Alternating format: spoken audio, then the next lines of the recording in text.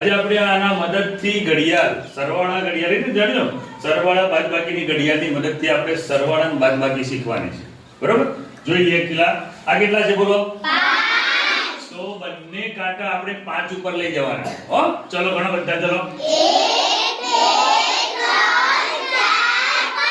4 સરસ નીચે કેટલા છે બોલો 4 તો બંનેમાંની એક કાંટો અહીંથી 4 ગણવાના બરાબર ચલો ઘણા બધા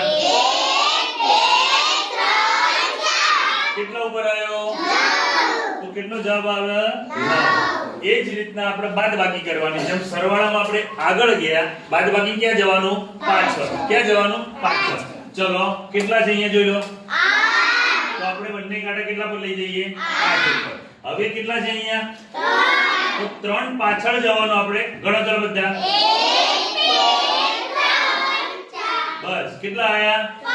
5 કેટલા આયા 5 તો આ રીતના આપણે